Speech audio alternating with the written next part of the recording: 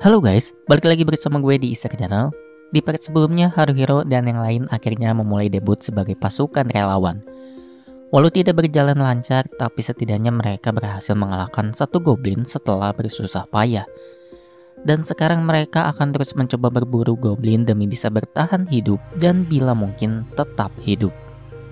Bab 9, Tekad yang Berat. Dari goblin lumpur itu, mereka mendapat satu koin perak berlubang dan satu taring hewan. Walau koin perak berlubang hanya bernilai 30 koin tembaga, tapi untungnya taring itu bernilai satu koin perak. Menurut si pedagang, taring itu adalah taring serigala hitam yang dipercaya memiliki kekuatan sihir hingga dijadikan jimat. Setelah makan malam, mereka pun pergi ke penginapan yang Manato maksud. Walau gratis untuk pasukan relawan resmi, tapi sebagian besar penginapan itu kosong. Alasannya cukup sederhana, karena penginapan itu sudah tua, tampak menjijikan, dan hanya menyediakan kasur jerami bertingkat. Yang mana Manato memilih berada di bawah Haruhiro dan Moguzo di bawah Ranta. Ketika waktunya tidur, Haruhiro malah merasa khawatir dengan uang, terutama ketika Manato harus meminjami Moguzo. Haruhiro takut mereka hanya beruntung untuk hari ini dan perlahan-lahan kehabisan uang. Haruhiro berpikir bahwa setidaknya mereka perlu mendapat uang 2 kali lipat dari pengeluaran mereka. Bahkan jika bisa, dirinya ingin mendapat uang lebih untuk pindah ke penginapan yang lebih baik dan setidaknya membeli satu sempak. Ketika mencoba untuk tidur, Haruhiro mendapati Ranta yang tiba-tiba turun dari kasurnya dan berkata bahwa kini saatnya mengintip para gadis yang sedang mandi. Saat itu Ranta berlari dengan cepat sampai Haruhiro baru bisa mengejarnya ketika sudah tiba di kamar mandi. Awalnya Haruhiro mengajak Ranta yang tampak begitu serius untuk mundur. Tapi tekadnya mulai goyah ketika mendengar suara dari dalam kamar mandi. Diserang rasa penasaran dan iblis keriting yang menghasutnya, Haruhiro merasa lega ketika Manato dan Moguzo datang. Tapi bukannya menasihati Ranta, Manato malah meminta Haruhiro untuk tidak berisik seakan ingin mengintip juga. Karena Manato dan Moguzo malah ikut-ikutan, akhirnya Haruhiro menyerah dengan alasan dirinya hanya penasaran. Ketika ikut menempelkan telinganya pada pintu kamar mandi, Haruhiro harus mendengar bagaimana Shihoru hanya bisa pasrah ketika disentuh Yume. Sederhana, tapi itu saja sudah membuat imajinasi Haruhiro dan yang lain menjadi liar. Tapi karena hanya bisa membayangkan, Haruhiro dan Manato setuju untuk kembali. Kali ini Manato setuju dengan Haruhiro karena dirinya tidak ingin melewati batas hanya untuk kembali ke kamar yang berisikan 4 laki-laki. Haruhiro pun yakin mereka tidak bisa mengintip karena satu-satunya jendela letaknya sangat tinggi. Ketika menarik Ranta yang masih menghasutnya, Haruhiro melihat Moguzo yang tiba-tiba menempelkan tubuhnya di tembok untuk dijadikan pijakan. Melihat Moguzo yang rela menanggung beban demi mereka semua, Ranta menangis sementara Haruhiro memutuskan untuk ikut sebagai bentuk penghormatannya. Tapi bodohnya Ranta ini terlalu ribut sehingga Haruhiro memutuskan untuk kabur, di mana ternyata Manato sudah berlari duluan terlebih dahulu. Di saat yang sama, Yume berteriak karena mendengar suara Ranta, dan Ranta malah menuduh Moguzo, sehingga akhirnya malam itu berubah menjadi suatu tragedi yang tidak mungkin mereka lupakan. Bab 10, Damuro. Sementara Haruhiro, Manato, dan Moguzo mengakui dosa mereka, Ranta yang menjadi dalangnya tidak mau mengaku. Akibatnya Ranta diabaikan Yume dan Shihoru sehingga Haruhiro khawatir kerjasama mereka akan terpengaruh. Dan ternyata selama 3 hari ke depan mereka sama sekali tidak mendapat uang seperti yang Haruhiro takutkan. Gagal mendapat uang selama 3 hari benar-benar menurunkan semangat mereka. Buktinya kini tidak ada satupun yang bersuara di kamar kecuali Ranta yang sudah mengorok. Walau masih memiliki uang, tapi kondisi saat ini membuat Haruhiro berpikir bahwa harapannya untuk bisa membeli sempak sudah sirna. Baru saja mau tidur, Haruhiro mendapati Manato yang berdiri dari tempat tidurnya. Ketika ditanya, Manato berkata dirinya ingin pergi keluar karena malam baru saja dimulai. Saat itu Manato sampai berkata bahwa dirinya akan kembali ketika melihat Haruhiro seakan takut akan ditinggalkannya. Keesokan harinya, Manato bercerita bahwa tadi malam dirinya pergi ke kedai seri untuk minum-minum. Hasilnya Manato mendapat informasi tentang tempat berburu bagus bagi pemula seperti mereka. Berpikir Manato harus mengeluarkan uang malam itu, Haruhiro jadi merasa bersalah dan meminta Manato untuk membawanya lain kali. Saat itu Haruhiro bertanya-tanya apakah dulu dirinya pernah minum-minum, dan Manato berpikir bahwa mungkin dirinya pernah karena menyukai rasa alkohol. Singkat cerita, mereka pergi ke tempat yang Manato maksud, yaitu reruntuhan kota Damuro. Dulunya, Damuro adalah kota terbesar kedua di kerajaan Arabakia sebelum dikuasai Kekaisaran Abadi. Tapi ketika Kekaisaran Abadi runtuh, para goblin yang pernah menjadi budak memberontak dan mengusir para undead. Karena itu kini Damuro dikenal sebagai sarang goblin yang biasa dijadikan tempat berburu. Dan untuk saat ini Haruhiro berada di pojokan Damuro yang dikenal sebagai kota tua. Tidak perlu waktu lama, Haruhiro berhasil menemukan satu goblin yang sedang tertidur.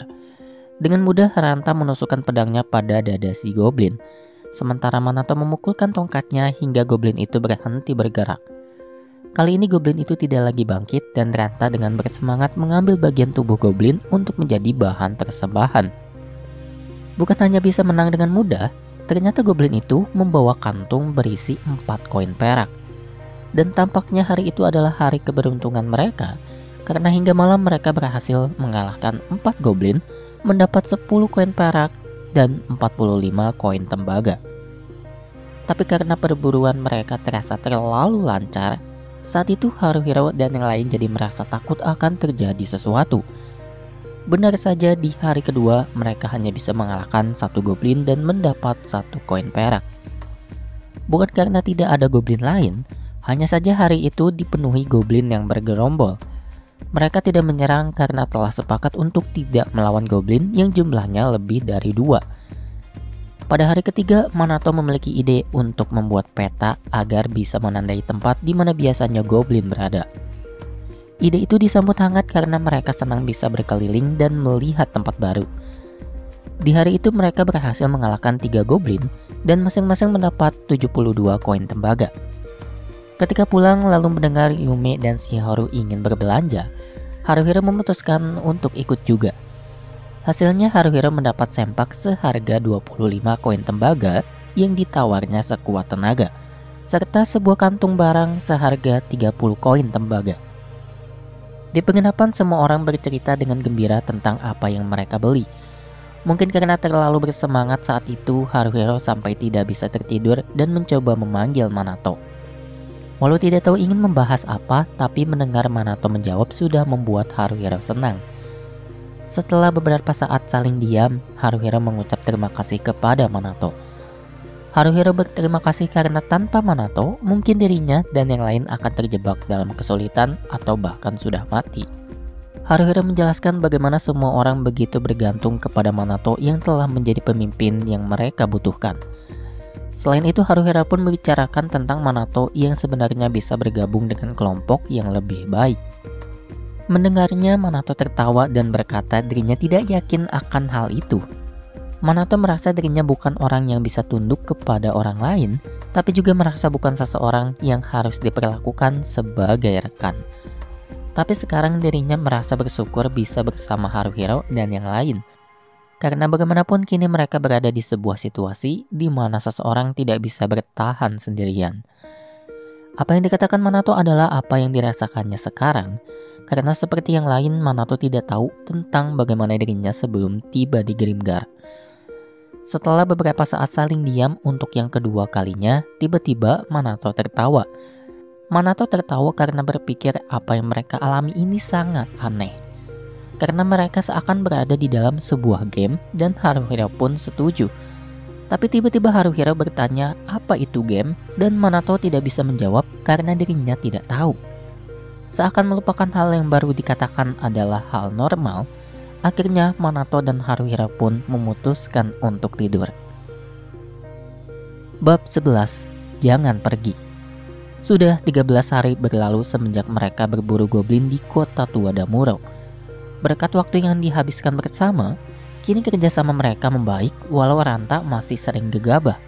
Entah mengapa Ranta begitu terobsesi dengan skillnya hingga selalu meneriakkan nama jurusnya ketika bertarung.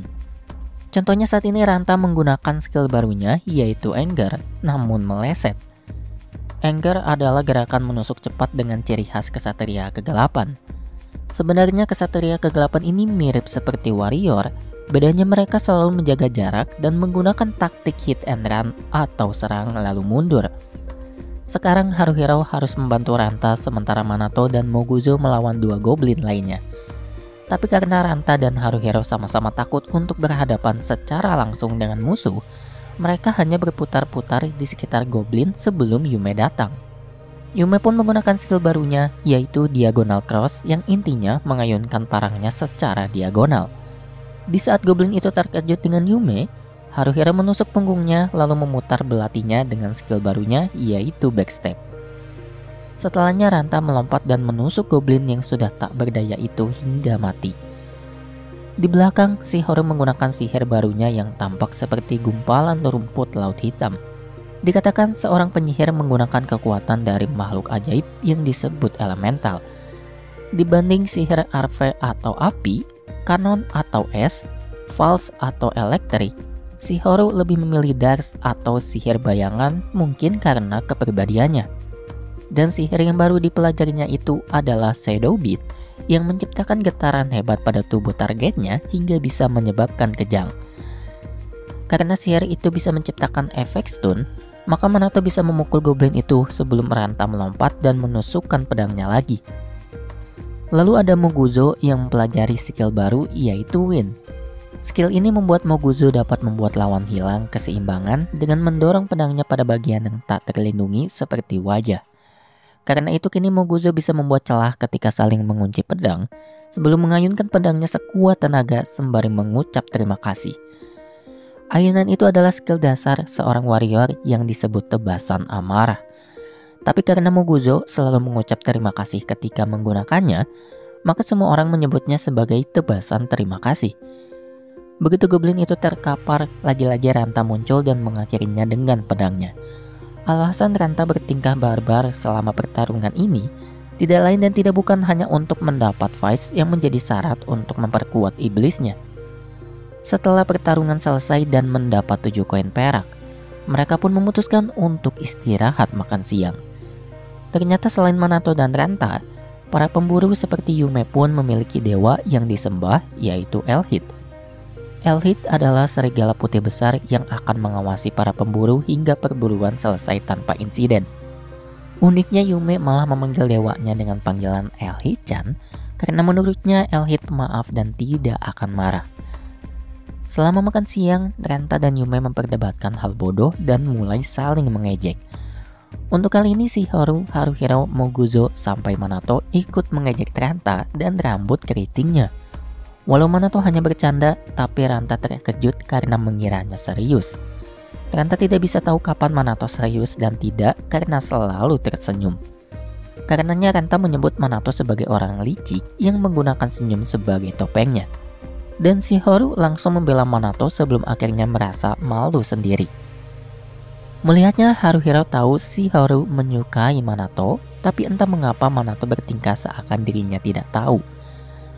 Memikirkannya membuat Haruhiro merasa kasihan kepada Shihoro namun memilih untuk mengabaikannya. Tapi Haruhiro malah berpikir jangan-jangan Ranta memiliki perasaan juga kepada Shihoro.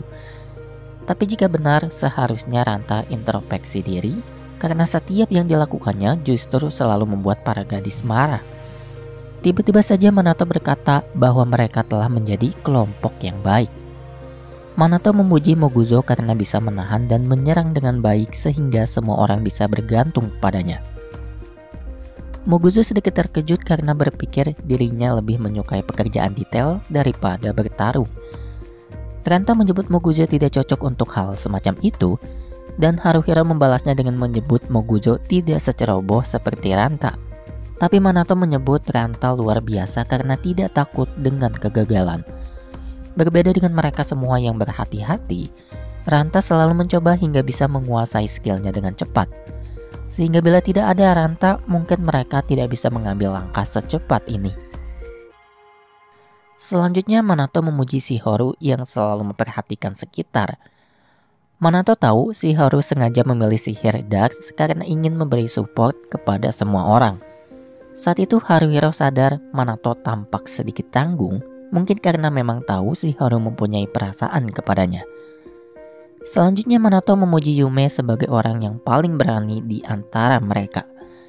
Manato senang dengan Yume yang selalu membantu ketika terjadi sesuatu, walau sebagai penyembuh dirinya ingin Yume lebih berhati-hati. Manato pun tidak mempermasalahkan Yume yang tidak bisa menggunakan busur karena mereka akan saling melengkapi sebagai sebuah kelompok. Belum sempat Manato menyebut nama Haruhiro, entah mengapa pembicaraan beralih pada Oppai hingga istirahat selesai. Sementara yang lain sudah kembali bersemangat, Haruhiro merasa seperti ditinggalkan karena hanya dirinya yang tidak mendapat pujian.